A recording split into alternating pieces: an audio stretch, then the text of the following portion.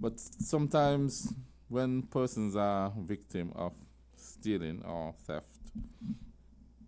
they make a report to the police. But one of the issues we have is in terms of the information.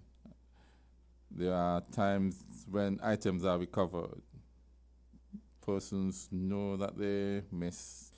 They come to the station, but they're unable to identify the item as theirs.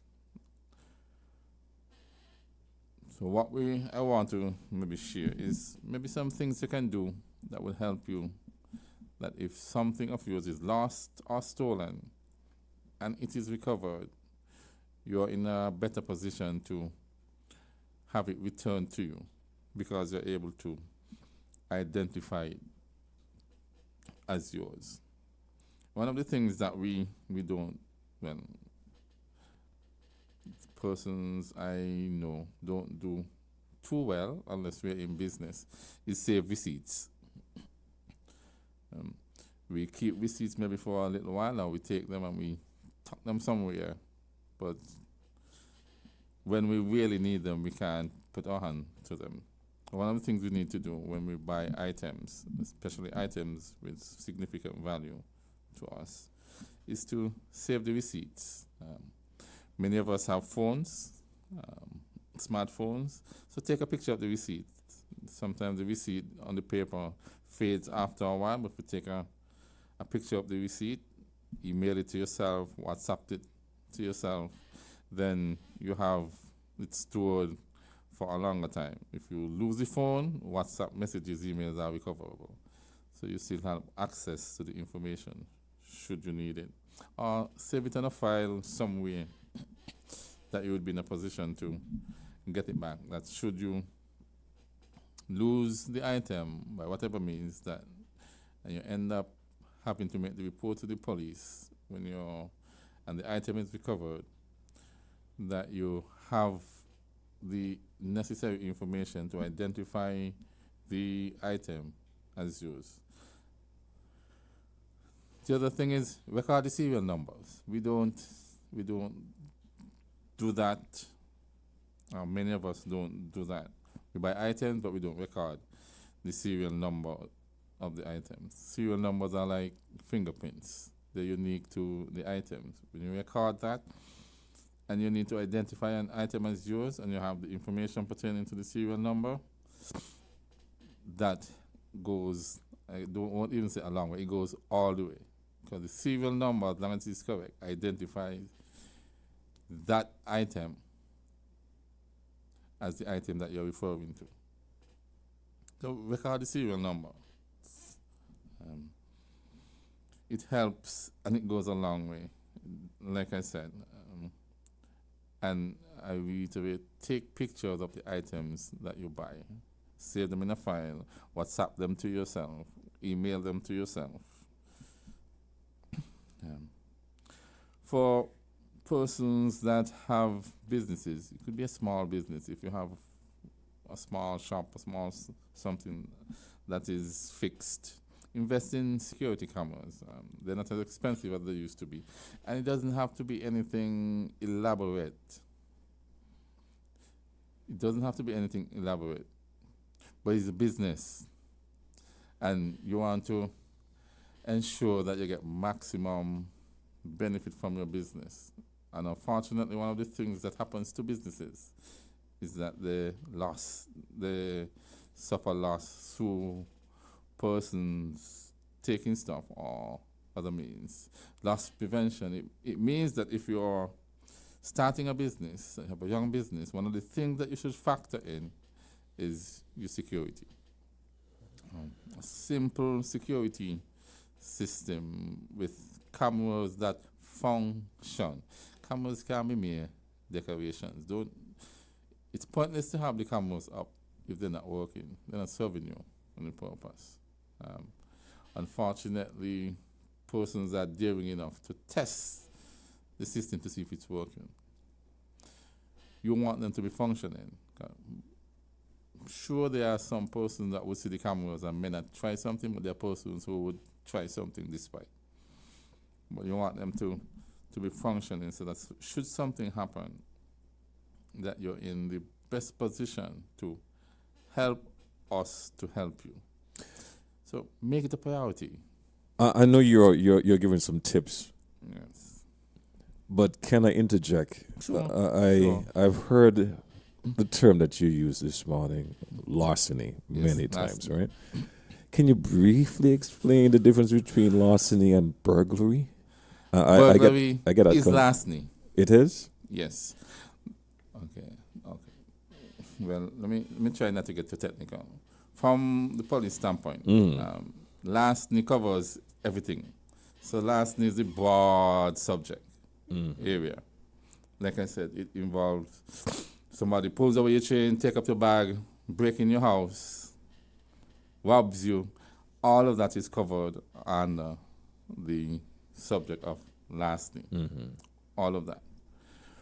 For us, burglary is specific. Yeah, we would say point to prove. So when you go court, are you taking the matter to court? There's certain things that you must prove to say that it is larceny. And we normally, for teaching purposes, break it down into an acronym we call BENDI. In terms of a break-in. So for the burglary, there has to be a break-in.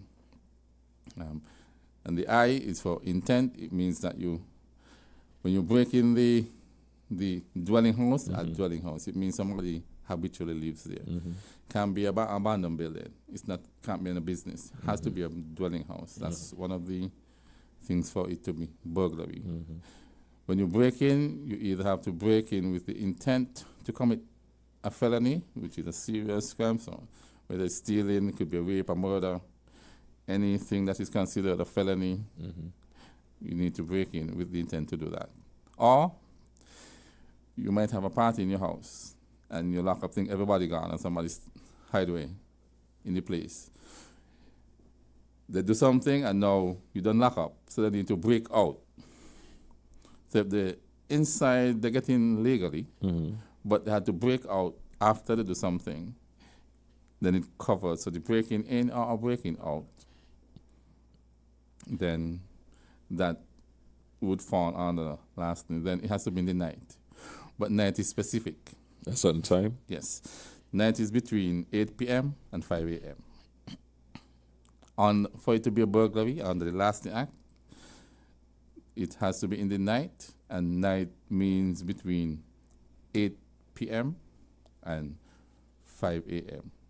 You must be able to prove that it was those times, between that time, or else you can't charge for larceny. We would then choose for a breaking, a house breaking. Are the charges penalty different? For which? Larceny and burglary. Well, we have what we would call simple larceny. Somebody take up something for you. Yes, and that generally is in the magistrate court. How it is divided for us now in terms of what generally, I would say generally, it's not all the time, that would go to the high court and what would go to the low court. For things with a value of $20,000 or less, generally go to the magistrate court. And we would generally call that simple larceny. The penalty for those, yes, or less. Okay. And you would know, like for burglary, I think it's around 15 years. And like a robbery, we just had an amendment to the bill, and depending on the kind, it would run you anywhere from, I think I was reading last night, from 15 years to life. And life, in our context, for sentencing purposes, they said would be 50 years. If you had to put a number to it. Okay. You made mention of simple, which I'll have to ask. What are the most common types of larceny you deal with locally? And also, have you seen an improvement? If I had my thing, I could have get specific stats. But yes, but it was better earlier in the year. We're seeing a little increase, but we're still on par more or less from where we were same period last year, at least for countryside and for here, the Bastia area, Bastia district generally has a higher incident of the last needs. The more is what we would consider the simple last needs, persons taking up person's stuff, taking up stuff from maybe supermarket or stores, and some break-ins. I haven't seen a lot of the break-ins in the last stat I saw, but the most common one are the ones that generally involve somebody taking up people's stuff. Those that will generally be tried in the magistrate court. Okay. Those are the most common. Homeowners, we're not to the point where we, as I would say, regular citizens, deem it a worthy investment to have cameras on our homes. So you won't. I've been other places, and that's, I don't know if it's mandated or not, but if a house is built, there's security in it. Cameras and some kind of security system. We in St. Kitts need to get to the point where, as opposed to wait for something to happen and to try something to prevent it next time, that we need to reach to the awareness where put it to prevent and have it so that if it does happen, that we're in the best position to help ourselves. This is my personal opinion, not the Royal St. Christopher and Nevis, that I think we need to get to the point where we mandate for businesses that you have a working security system, and that for homeowners that you have at least a simple security system that includes some camera. That is me. And then the money involved, and when money is talking, that we get antsy. Well, you see, I wasn't even gonna. Well, it's an investment. And that's where I want to jump in on. And forgive me for being argumentative, because I've heard you made it. Job, I like that. I've heard you made mention more than once this morning. Get a simple system, and the reality is, a simple system is not efficient. A simple system will only show you images. I've been in cases, in scenarios, and I would say not fortunate, but unfortunately, where police are looking at the footage, and it's not helping. Can't help It's not helping. You've seen the individual, you've seen that, but you can't. And because of the same reason of having a simple setup. Simple in this sense, not simple in the sense of the quality. If you're going to have any system at all, you want it to be beneficial. So you want a picture quality that if it does take footage and it takes an image of an individual, if it's you, you want to be able to recognize yourself clearly, or recognize the persons, the features, and be able to identify individuals from the footage. Simply in the sense that you don't have to have 100 cameras. You just need cameras in strategic areas. Okay. The hardware, however, whatever you're gonna use to record the images, and basically that's it. If you're gonna have Wi-Fi, internet, because my technician tell me that hardwire is better. Wi-Fi can be troublesome. It is more stable. Yes. So if you go, so that's it. You get the basic components that you would need, and something with a good picture quality. And right now, HD is the standard. 1080. Wow, you're calling the terms them. You were doing your research. I used to dabble in that thing. I like those kind of stuff. I used to dabble. Okay. So I still remember. But even 1080, you could get a fair image. But HD is, I dare say, you would have a difficulty finding any system anywhere that does not offer you HD. Because HD and 4HD and all kind of things they have now in terms of picture quality. So HD quality is available at a reasonable price. And like I said, it's an investment. So let's continue from there, the investment aspect of it. After you've invested in getting your security cameras in place, or camera in place, let's dispel a rumor that I've heard, right? If it's true or not true, I'm asking you to shed some light on this scenario. I can't speak to the case specifically, but I've heard of a case of where the court threw out the camera footage, and you're saying, well, look, I have the evidence, but then you're asking me that it cannot be presented in court. Is that something that is ongoing, or is that by a case? See, case by case. And I'll tell you why I say case by case. When it comes to presenting evidence, the court has standards. The court has standards. I'm a police officer. I consider myself a reasonable, intelligent human being. But even in the job, I cannot go to court and testify of any individual being dead or deceased.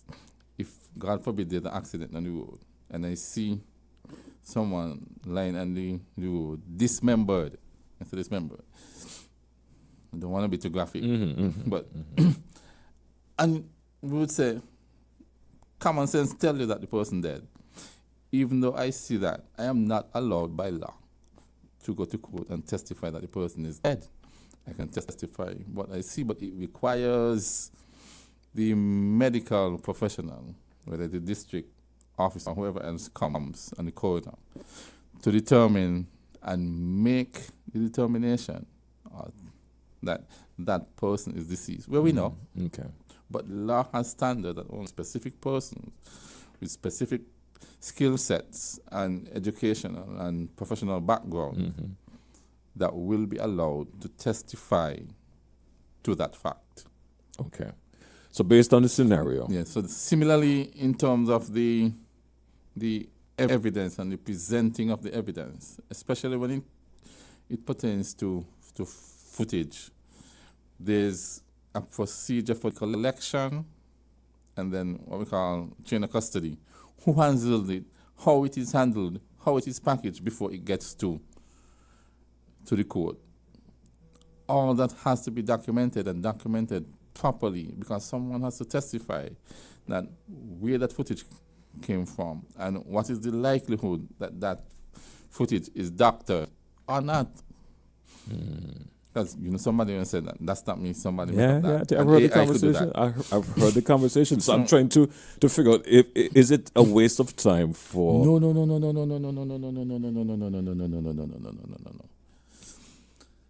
Have the evidence. It just means that as it relates to the collection of the evidence, it is best to have the crime scene technicians to come and collect it from your system. It is better to have them come and collect it directly from your system. So they collect it and they can testify to the authenticity and then that everything that happens between the point of collection and the point that it gets to court. So it rules out, or at least minimizes, it puts you in a position to testify to the authenticity, even if someone tries to say that, okay, that's a makeup. Okay. All right. So it has to be justified. Yes. So it's just the court has procedures. I understand what you're everything saying. that has to be followed. But I'm just making sure that because some people have the concept that, procedures have to be followed. It's a waste of time getting the camera because when you go to court, they're going to tell you you can't present it. Not at all. Procedures has to be followed. If you do not follow the procedures, even though we know it is so, the court will still throw it out or may still throw it out because you failed to follow the procedure. Even though we know, if you do not follow the procedures of the court, procedures related to the evidence and tendering, the court may still have it thrown out, even though we know. Okay, I understand. So make sure you dot your I's and cross your T's. Yes. All right, let's move on. I don't want to beat that horse anymore. Well, I think it's important. So the It is. person- It is because people. Persons see the value, and Yes. I don't feel that You're right. it's not a worthy investment. So And that's why I'm I trying don't to mind clear. that. That's why I asked the question Yes. because honesty, some people are of their opinion. You know, it doesn't matter if you got your camera there; they're gonna find somewhere around to make sure it No. they get Well, kicks out. That's the job of the defense to get it out. But it's better to have them work to get it out than not have it and rule out everything. Mm-hmm. So give yourself the best chance.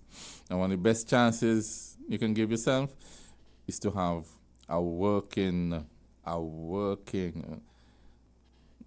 security system with a good quality image that provides good quality images. I hear you. That goes a long way, especially in today's environment where persons may not be as willing to come forward and say something. When you have the images not picking sides, you just saying what you saw. Mm-hmm. That's it. So I see someone sent a Google definition of burglary and larceny, but we are sharing what the law says here in Yes. in St. Kitts you and have Nevis. in different environments, different jurisdictions, it will be different. But in St. Kitts and Nevis, like I said, the burglary house specific thing must be a dwelling house. There must be an intent to commit a felony.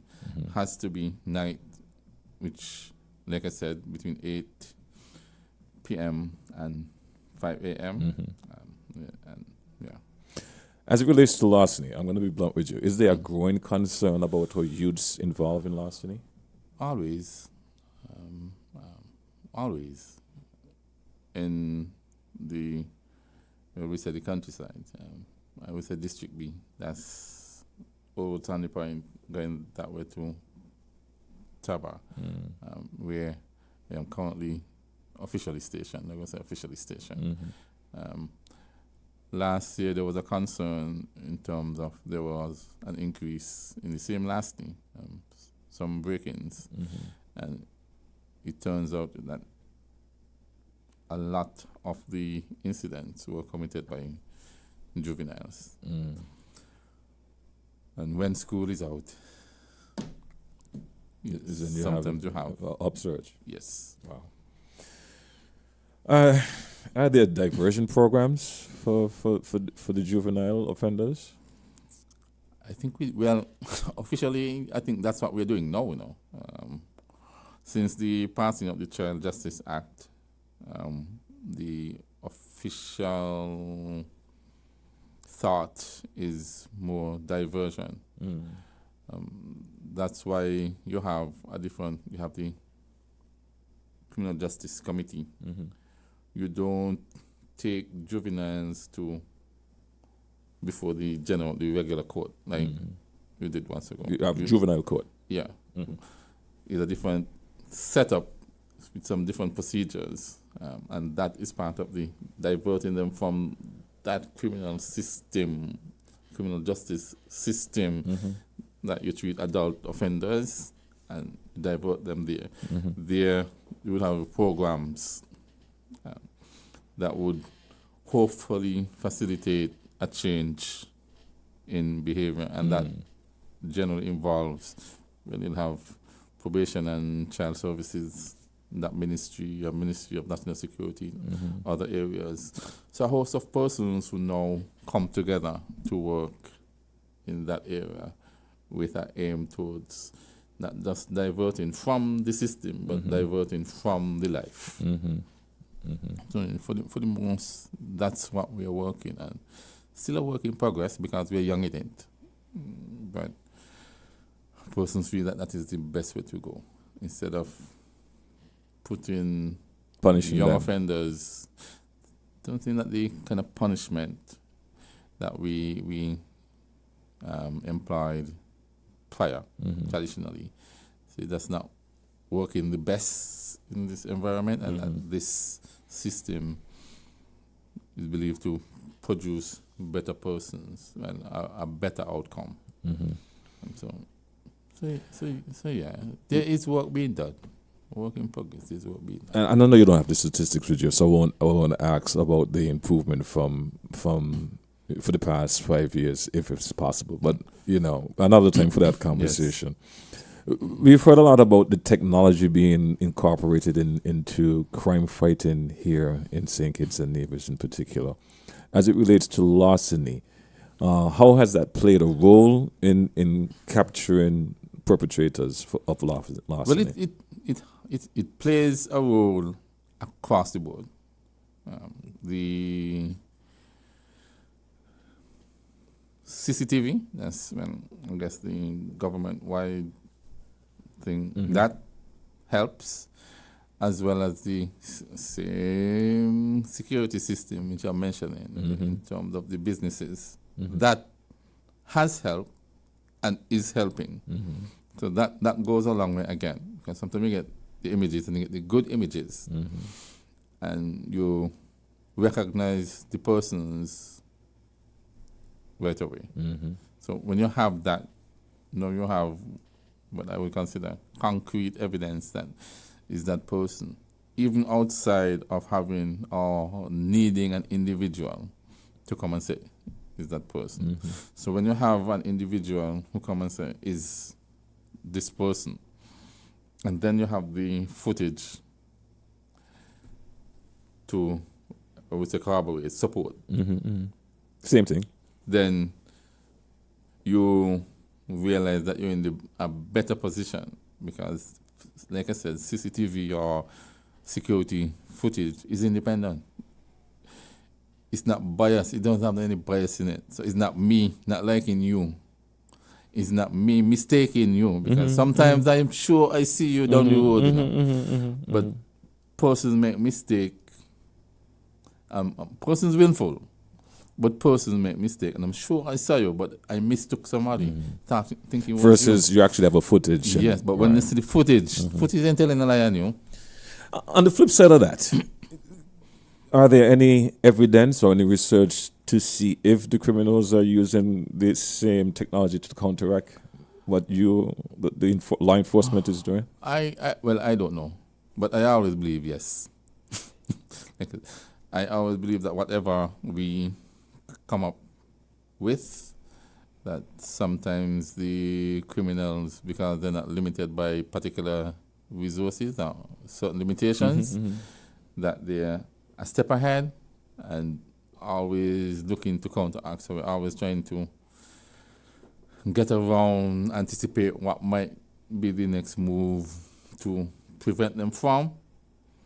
And as soon as they get that, then we have this and a lot of other things to do, but they're focused on a particular task and something to reach out. And sometimes, unfortunately, we have no choice but to try and play catch up, because sometimes you don't envision some of the things that you see now until you see it and you say, I don't know how people came up with that. And then you have to go and fix that. And sometimes that's why we have amendment to the laws, because the law put general what they think would happen, and then somebody come up with something and you said, I didn't see that. So you have to go in and fix that. Yeah. Unfortunately. Unfortunately. 30 minutes we're not today. We're going to be wrapping up the program really soon. For those of you in tune and would like to get into the conversation, you can do so via 465-1977 and 465-1903. So let me repeat those numbers again. 465-1977 or 465-1903. Those are the two numbers you can use to get into the conversation. We talk a lot about larceny in terms of the youths as well being involved. What about the victims? What are in place for the victims? And the reason why I ask that is a small society, and of course you've probably heard the stories as well, and maybe more so you're in the force, so you probably know of incidents. I've heard of stories of people losing their items. Items are found. It's in the custody of the police, but you cannot get your items. And that would take us back to where it started. Help us, help you. There are situations, and what we try to do is get back the items to persons as soon as we can, taking into consideration that if there's a matter in court, items might be required for evidence. What generally try to do is have images, so you take pictures so that you don't have to be holding a person's items for too long, where that is possible. So the items can be returned. If the items can properly be identified as yours, because even if I believe it's yours, I still need something. But that's the murky part of the water right there for me. No, but that's why. And she made a report to Yes. to the police station. And she indicate to the officers, my laptop was stolen. Yes. And we asked you for a description of the laptop. Gave them the description of Yes. the laptop. What is the unique identifier that you can give me from the laptop? Now, it may happen that you said the laptop is yours. The laptop is password protected, and you have some things on it, and you're able to give the password open and think, no, I can safely say that that is yours. But Well, outside I can see that happening if you have a case of more than one person making a report for missing laptops. But if one person, because and I don't want to get into specifics, but one person, and that's the scenario I was making reference to, and she made a report that his laptop was stolen. You call Adshi and say, well, hey, laptop has been reported. well, I would say a laptop. Okay. Uh, A laptop was reported. Fit in the description of the one that you reported. I'm being police now. Okay, yeah, Yeah. you're doing your job. And that's the only report that has been made. Yes. Why the song and dance still? Not a song and dance. Okay, maybe you It's a don't. case of being safer than sorry later. One report, no. Of a laptop you're missing. And I take it for granted that because it's only one, and you made a report and give you, and tomorrow somebody's come. What then? But that person didn't make a report for No, the stolen person, laptop. tomorrow somebody make a report with the laptop with similar description. What then? What do I do? Or what do we do then? Okay. But if the person were able to give me the information to unlock, even if it turns out that, let's say the person was living with the person, said, friendly with the person, they knew the password, and they had some confusion, but they wanted to get the laptop, but they were able to give me the information specific to the laptop, and this person comes and give me. I still have an argument, and I don't put the police or the government in line for a suit because I gave somebody a laptop that wasn't theirs. I got the information, serial number, able to unlock. They told me what was on the thing. So I have. So in other words, you're saying that there's a procedure in place for you to follow as well as the Yes, officer. you must. Person. Is that what you mentioned something about justifying? When somebody asks me, so why you gave the person the laptop? I must be able to tell them that when the person provided, they said the laptop was bought X time ago, so they don't have a receipt. But they recorded the serial number. They gave me the password to unlock the thing. They told me some of the images what I would see in the screensaver when I open the thing. Mention one of the files in terms of what they have saved there. No, I think I am justified in handing over the laptop to that individual. Well, based on what you're saying, if it's not needed in court, you'll have to wait. If it, like I said, generally you try not to hold on to things longer than is necessary. You have to process them. So the procedure in terms of processing, crime scene, or whatever else. And the court prefers the original of anything. So you prefer the actual item, except it's too big So you don't want to take the trailer truck and carry it down the road. Or things of that nature, the court prefers to see the actual item. In cases though, you accept the picture, but the person who take it must be able to come and say, okay, yeah, this is the item that we found. So you link it as the same item, and you're able to give back persons the property. But like I said, so it shouldn't be more than from the time it's found. It shouldn't take 2 months, 3 months before they get back. It depends. So I don't want to say that it would take 2 days. It would take 2 months. It depends on the circumstance. It depends on what is going on at the time and how that would impact on the overall case. Unfortunately, that's how it is. But like I said, if you have that basic information recorded in terms of the item and you are able to identify it as yours, you put yourself in the best spot to be able to recover it and recover it quickly. Okay. We're out of time, Inspector, but I'll ask this final question as we get ready to wrap up the program. Somewhere during the conversation, you made mention of a spike, if you could call it that. That's happening? Well, last year we had down in the area, District B, in the Sandy Point area, we had a spike with some of the break-ins. That has since, thankfully, it has gone down. Yes. Gone in a different direction because you have to try, well, the superintendent down there was working a model. He was calling in terms of trying to combat, trying to reduce. And so we have seen. Let me ask. A change. Let me ask. Are we approaching a point in time where we normally see a spike, and you're asking the public to be vigilant? Usually, we have spikes almost like we expected. Music festival and carnival. There's times when you come into festival times, like music festival and carnival. You usually see a spike in incidents. That those usually. Almost like clockwork. Almost like clockwork. In summertime, vacation time, when the children home, you see more incidents involving the juveniles. Let me be blunt.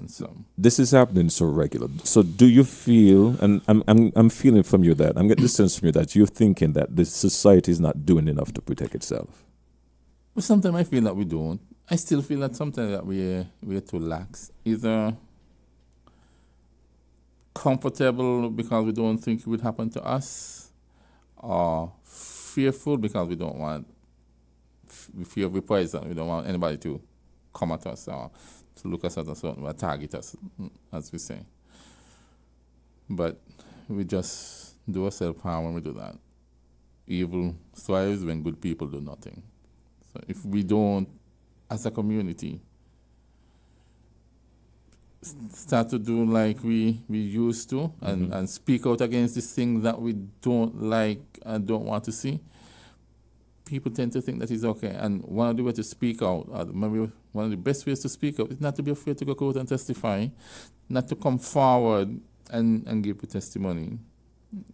Because the more persons hold back because they don't want to give testimony. I mean, find all kind of excuse as to why we can't, or what the police don't do, or what the police would do, and who ain't going to protect what. But at the end of the day, when you step out and do what is your civic responsibility to do your part and give the testimony, say what you see, and step out against what you think is wrong. Because you know it's wrong, you feel it's wrong, you argue it's wrong in secret. Do the same thing in the open. Go court, come to the police, give the testimony, and tell the people you're wrong. Show the people that you're wrong by the actions. Police with me, is the policing with you? And we can't do it alone. And that's a good point to end on. That's the name of the program. Inspector, thank you for being here this morning. Thank you, sir. Thank you for listening, ladies and gentlemen. I'll give you the last word, sir. So, like I said, help us help you. Invest in security system, record you, when you buy items, record the serial number, take pictures, WhatsApp thing to yourself. And just when you come into the police to make the report, walk with the information. It helps the frustration you're waiting, the time you would have to wait to get back your items, and it helps us in getting the matter resolved. And when it helps us, it helps you. And when you help us, it helps us to help you. It just hand in hand, go hand come, like we say. So just let's work together. We do what we need to do. Yes, there's always room for improvement. So we have work to do. You have work to do. So let's all just promise to try to do a little better each time. And police with one another, police as a community, the police and the community, and get the results that we want. That's all. Can't ask for more than that. So enjoy your day, and we'll see you again next week, God willing, on another edition of Policing with You. God bless.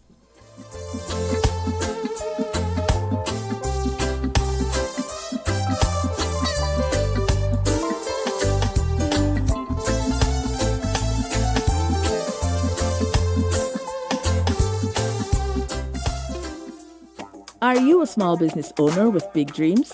Citizenship by Investment, in partnership with the First Federal Credit Union, is awarding